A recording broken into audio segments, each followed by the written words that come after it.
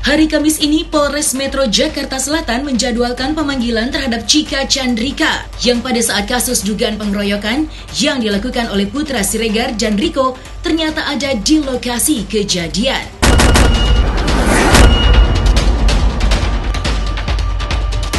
Polisi berharap keterangan yang sejelas-jelasnya dari Chika tentang apa yang terjadi sehingga dapat mengungkapkan duduk masalah yang sebenarnya. Pada kesempatan sebelumnya, selebgram Marisha Ica juga mengungkapkan bahwa benar Chika ada di TKP pada malam hari itu. Lantas, keterangan apa yang digali oleh pihak kepolisian terhadap Chika? Dan apakah Chika ternyata juga bagian dari permasalahan tersebut? Ya, jadi nanti saya sampaikan untuk pemeriksaan Chika itu nanti di hari Kamis pukul 13.00 ya. Dia akan diperiksa sebagai saksi, yang mana pada saat itu dari keterangan-keterangan sebelumnya saksi-saksi yang sudah kita periksa, pada saat itu saksi Chika itu ada di TKP. Ya, jadi keterangan awal bahwa memang saat itu Chika masih di TKP dan sempat berpindah dari meja antara terlapor dan pelapor. Nah, nanti pada saat hari Kamis ini kita akan periksa lebih detail lagi, lebih rinci lagi dan akan kita sampaikan perkembangannya. Nanti dari Chika ini nanti baru keterangannya lebih jelas akan kita sampaikan perkembangan. Chika, iya, memang iya. Infonya memang Chika. Taunya dari orang yang ada di dalam klub itu sih. Orang dekatnya Chika juga, terus sempat dia sempat cerita sih kalau ada Chika di situ. Kita akan lihat koneksitasnya antara keterangan mereka dengan Chika. Nanti besok baru kita bisa tahu duduk masalah yang sebenarnya. Ya, korban menyampaikan bahwa memang keberadaan Chika ada di situ, sehingga nanti apabila keterangan dari Chika sudah disampaikan, nanti baru kita apakah itu perlu pendalaman ke masing-masing terlapor maupun pelapor, nanti bersumber dari Chika ini besok pada saat diperiksa. Dalam kondisi seperti itu ada yang mabuk, ada yang enggak ya? Ya, cuman seperti yang saya sampaikan sebelumnya, peristiwa ini di 2 Maret. Kemudian pada saat dilaporkan ke Polres, di Polsek dilaporkan tanggal 2 Maret, tapi belum ada laporan polisi, hanya pemeriksaan sementara berupa visum dan sebagainya. Nah, itu menunggu tadinya mediasi. Sampai dengan tanggal 16 Maret, belum ada mediasi antara pelaporan terlapor, akhirnya melakukan pelaporan di Polres. Sehingga untuk pastikan siapa yang mabuk apa enggak, sudah tidak lagi kita sentuh. Nah, itu yang kita nggak tahu kondisi mana yang mabuk apa enggak. Saat itu belum bisa kita buktikan sampai di situ ya.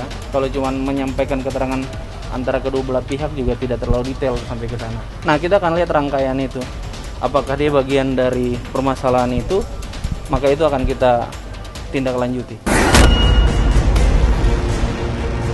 Ya, nasib buruk memang sedang menimpa putra Siregar. Pengusaha yang dekat dengan beberapa selebriti ini kini sedang dirundung masalah.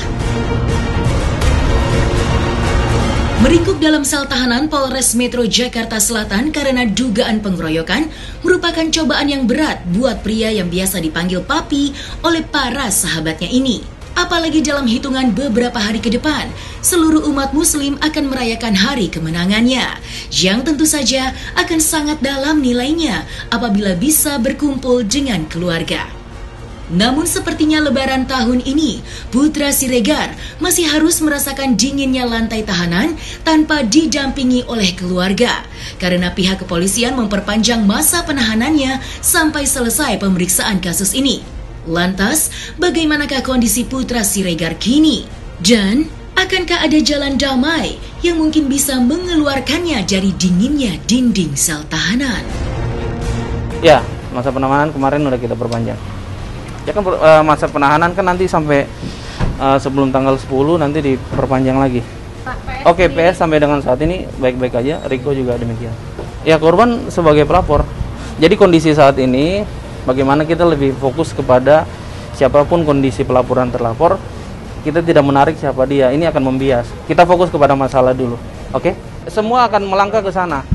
Diteruskan apa masuk dalam mediasi, itu tahapan-tahapan yang akan kita tempuh. Chika akan menyampaikan siapa lagi setelah dia. Mungkin ada beberapa orang yang kalian lebih kenal. Disebutnya nama Cika dalam kasus dugaan pengeroyokan yang dilakukan oleh Putra Siregar dan Rico Valentino seperti mengingatkan kembali siapa Cika dan bagaimana hubungannya dengan Thorik sebelum akhirnya adik Atta Halilintar itu memilih Fuji sebagai kekasihnya kini. Thorik dan Fuji yang kini sedang dimabuk cinta seolah tidak peduli lagi dengan kehadiran Cika dalam hubungan mereka kini.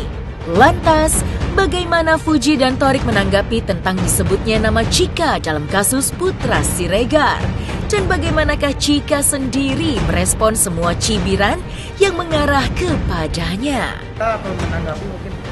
Aku menanggapi yang positif aja, yang negatif aku lebih baik diam.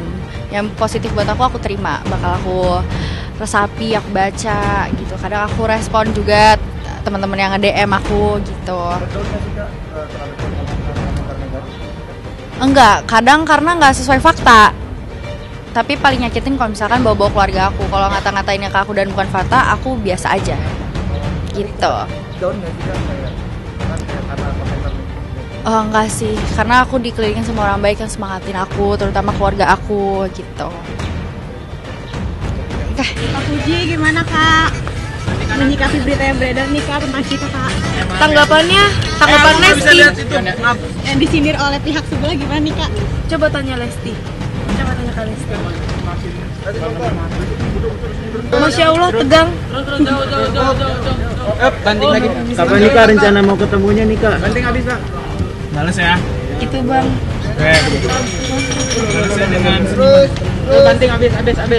Berarti tentang Kak Cika yang HD sama Om Deddy Kobuzer gimana nih Kak Fuji? Abangnya lagi. Kenapa Kak? Yang Kak Cika podcast sama Om Deddy Kobuzer gimana nih Kak Fuji? Enggak apa-apa. Berarti nggak apa-apa ya Kak ya?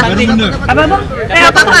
Kak Fuji berarti nanggapin Kak Cikanya nggak apa-apa nih Kak? maju ke kiri. Santai aja. Maju ke kiri terus lagi ke kiri.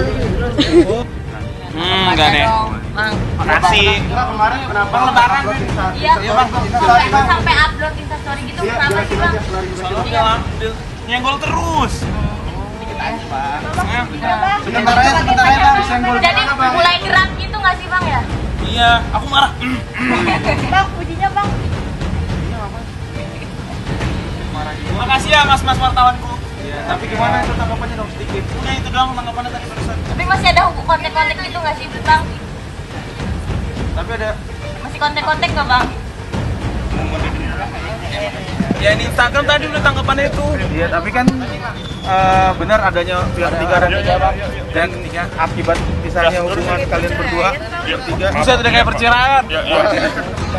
Waduh, nggak tahu dan no comment dah. Nanti salah-salah ngomong lagi saya. Nggak komen nih. Agak aneh sih. Kemarin juga aku sebenarnya nggak mau aku dilibatkan. Cuma kan di sini kan Fuji sudah aku anggap seperti adik sendiri. Thorik juga.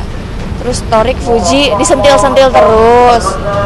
Aku juga tadinya nggak mau ikut campur. Cuma agak sedikit geram.